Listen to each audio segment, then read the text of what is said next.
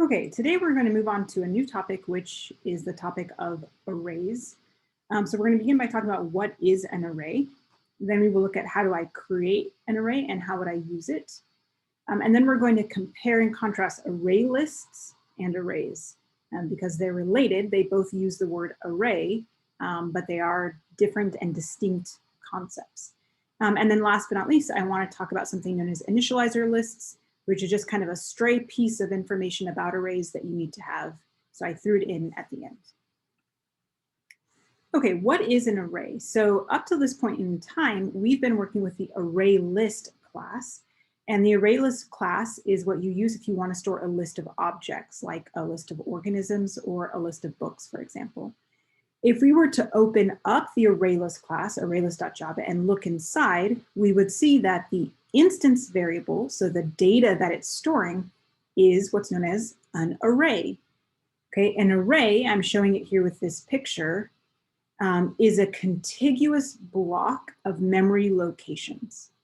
Okay, so when I draw this picture, and I've drawn this in the past, so when I have this picture here representing our list, this array, really what it is your computer has found a contiguous span or block of memory locations, and it has given you or reserved all of those for your list. And that sequence of memory locations is known as an array. So what is the ArrayList class? The ArrayList class is an array plus some very helpful methods. Okay, so inside the ArrayList class, they're creating an array on your behalf, and then they've added all these convenient methods so you can add elements to the array, you can add elements in the middle of the array, you can remove things from the array, and they've written all of this logic, these loops, that will shift everything left, shift everything right, you might remove things, add things, you can look for something in the array. Okay, so the ArrayList class is really kind of like an array plus some helpful methods. And what we're going to be doing is we're going to be looking at arrays themselves. In particular in Java, you don't actually have to use an ArrayList class. If you want an array, you can actually just create an array and work directly with the array, and you can bypass using the ArrayList class itself. In fact, when Java was first created, all there were arrays. Okay, so just this kind of raw piece of memory here, and people worked directly on the array. Then at some point, they came out with an update, and in the update, they introduced the ArrayList class. And the ArrayList class is a little bit more restrictive than array. So if you remember, ArrayLists can only hold objects. So they had to introduce these wrapper classes. So the ArrayList class really is something that came later on. And in particular, once you work with arrays, after a while, you realize there are certain operations you just do again and again and again. And it's kind of nice, as we've talked about, to encapsulate that functionality in some sort of class like ArrayList. And that way we don't have to kind of repeat logic again and again. Okay, so all of that to say, an array is the actual piece of memory, and we're going to be talking about allocating, so grabbing that memory, initializing it, and working with it. An array list is someone took an array and wrapped it in a class and added a bunch of functionality. And that's what we've been used to. Okay, so let's talk about how would I actually get an array? How do I create it? And then how do I do things with it? And the answer is, in both cases, going to be using a new set of symbols, which are these square brackets.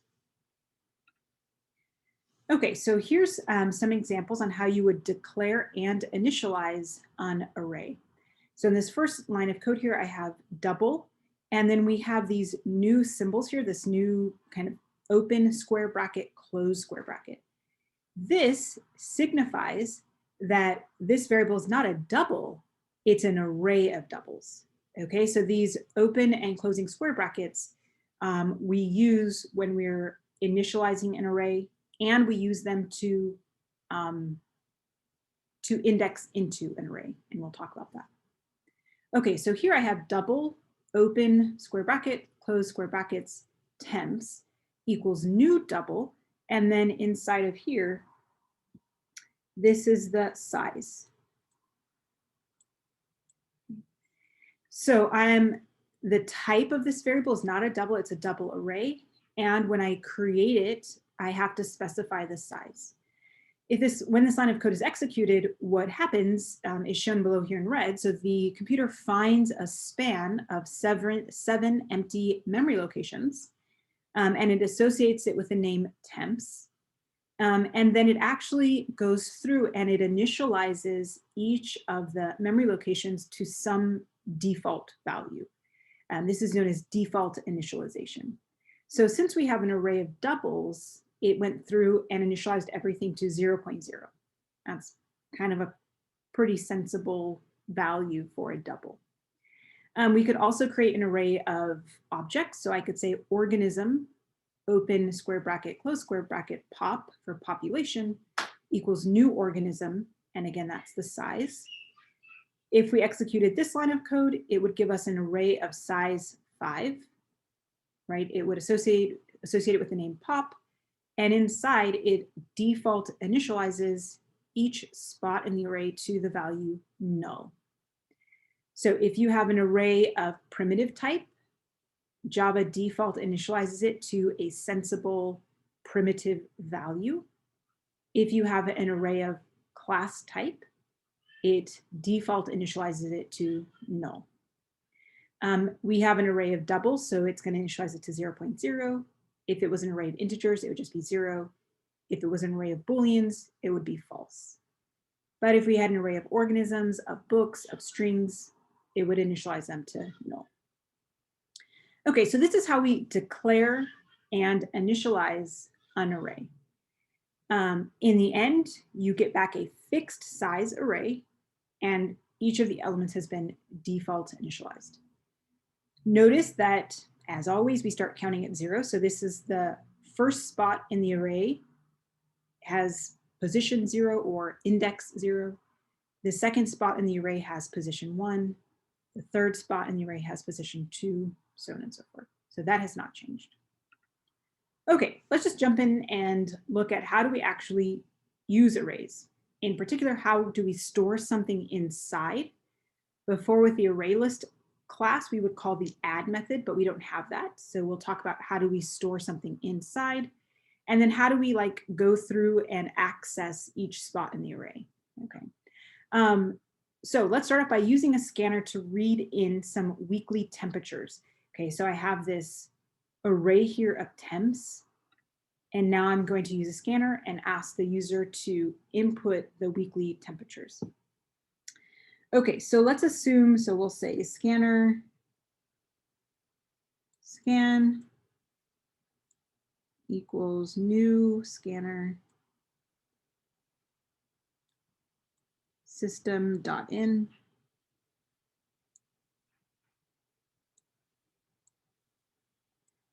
We're going to need something that is going to ask the user to enter a temperature 7 times, 1 for each day of the week. And so that means we're going to need a loop. We know that we need a loop that iterates 7 times. So we need a for loop, right? If you know the number of iterations, then you should be using a for loop. So let's say for int I equals 0, I less than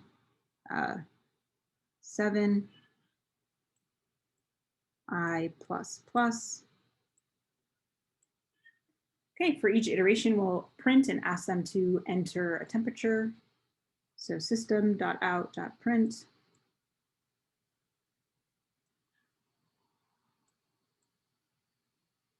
Now you could make this really fancy. You could actually have a sequence of if-else if statements, like if I equals 0, then we could print in enter Monday's temperature. And if I is 1, we would print enter Tuesday's temperature. So you could make this a lot more fancy. For us, we're just going to say enter a temperature. So maybe not as nice.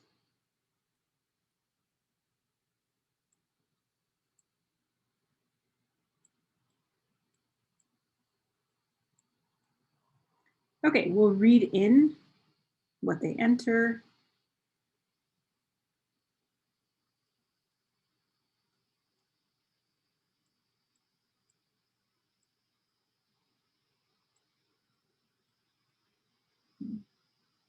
And then we want to take that number and we want to store it into our array. And really when you're interacting with arrays, whether you're initializing them, whether you want to store something inside, whether you want to see what's inside, you literally only have one operator available to you, and that is the square brackets, the end. So we can say temps, open square bracket I, close square bracket equals T, the end. So this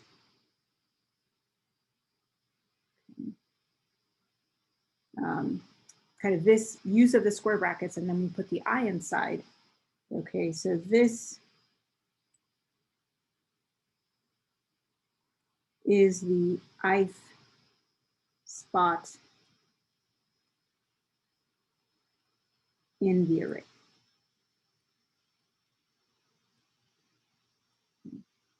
That's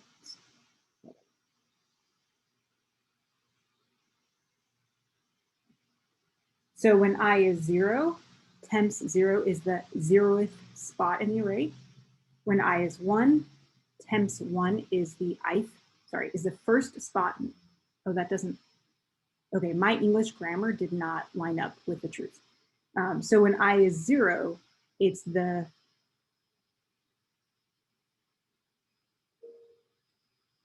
first element in the array, which has position 0. When I is 1, it's the second element in the array that has position 1. When I is 2, right, temps 2 is the third element in the array that has position 2, so on and so forth. So what I'm saying is take this double, whatever number they entered, and store it inside the array at position I. Okay, if we wanted to compute the average temperature, so let's say that we wanted to take the array, so we have this array temps, and the array is now filled with 7 temperatures, and now I want to go through and get each of those temperatures and sum them, and then divide by 7 to get the average weekly temp. Okay, again, we'd have a for loop. So for int I equals 0, I less than 7, I plus plus. The first thing we'd want to do is we'd want to get the temperature in the array and add it into our running sum. Okay, so I guess we technically need a variable called sum. So we'll create that out here. So double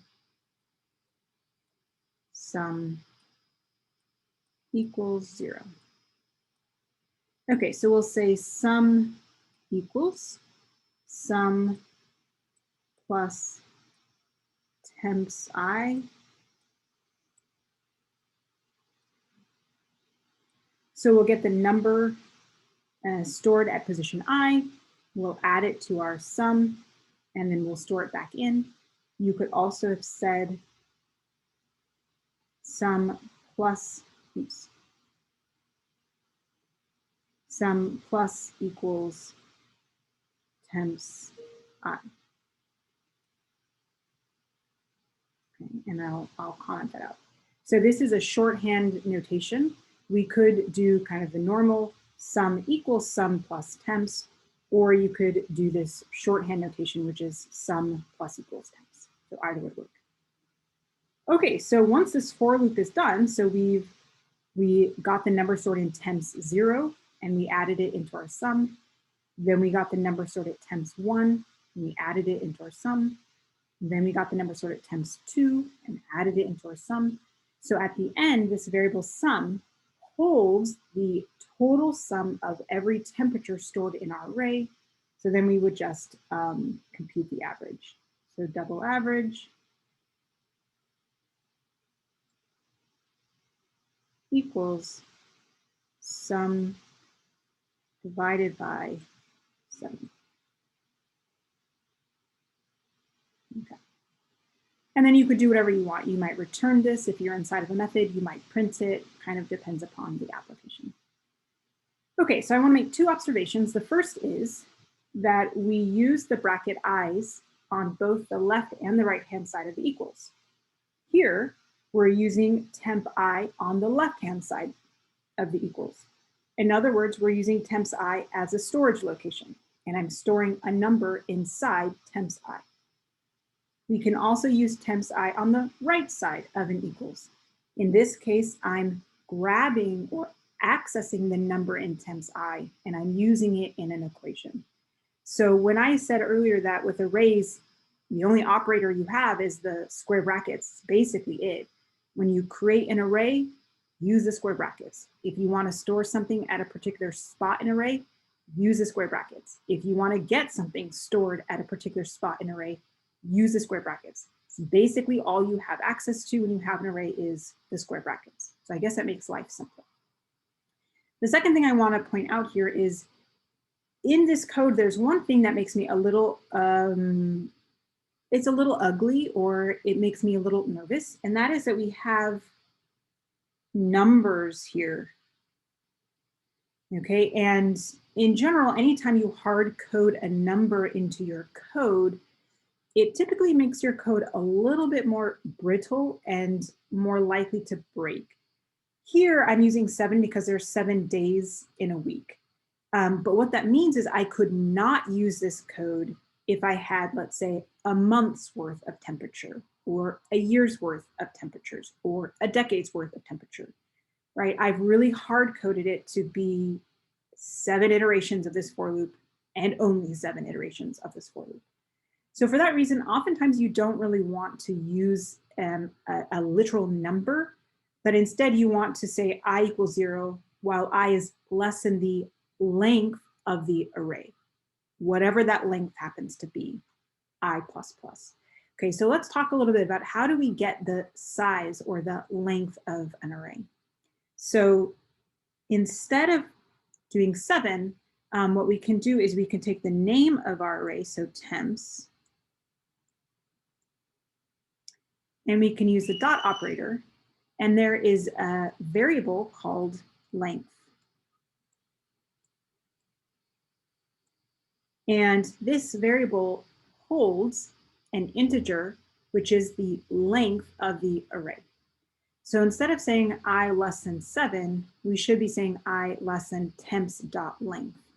Similarly down here, instead of dividing by 7, we can divide by temps.length.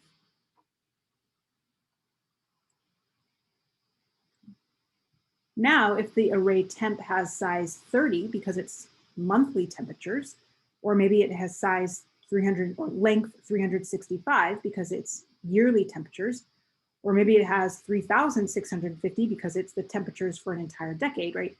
Regardless of how long our array is, our code still works. Okay, so instead of using hard-coded numbers, we can use temps.length.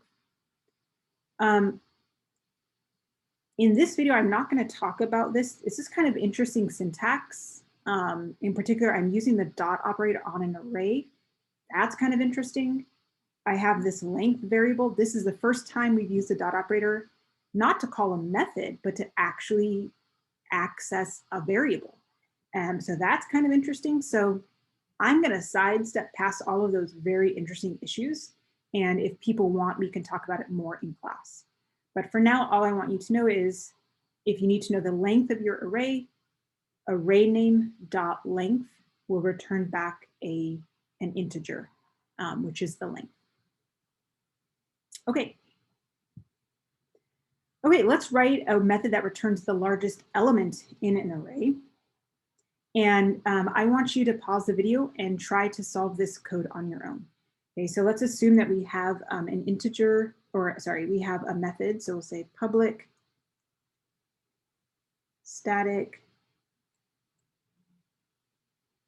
int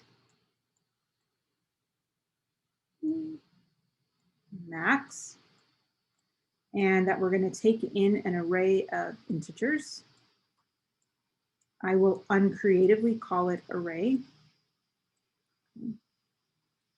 So we have a public static method.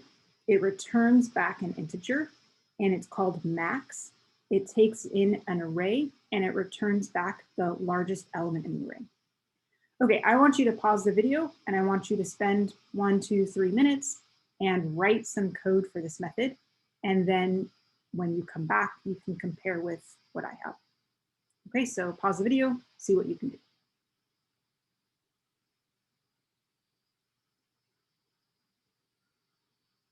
Okay, so yeah, how are we going to do this? So we want to go through each element in the array. And that thought right there suggests we will need a for loop. Okay, so, and leave yourself some room up here, we're going to need it. But let's just set up some code. Int I equals 0, I less than array dot length,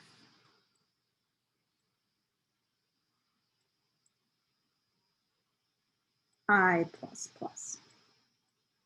Okay. So this is going to get us through each element. And then for each element, we're going to ask, are you bigger than what I've seen so far? And even that English sentence tells me we need to keep track of what we've seen so far. Okay, so we need to keep track of what is the largest number we have encountered so far. Okay, so outside of the for loop, I'm going to create a local variable, okay, and I'm going to call it max. Now, it's kind of not obvious what we should initialize this to because we don't know if the numbers in this array are going to be negative, positive, big, small. We really don't know. So one thing you can do is you can set max equal to array 0.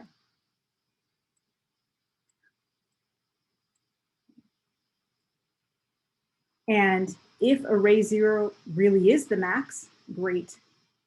And if array 0 is not the max, then when we encounter the true maximum, we can update the value of max. Okay, so initializing max to array 0 is a safe thing to do, and it doesn't make any assumptions about whether the numbers in the array are negative, positive, big, small. Okay, so we don't run into any problems. So this variable max is going to keep track of the maximum we have found so far, and we're going to begin by setting it equal to array 0. Okay, so in our for loop, we'll check each element, and if the element at spot I, so array I, is greater than what we found so far, then let's go ahead and remember that. So max now equals array I.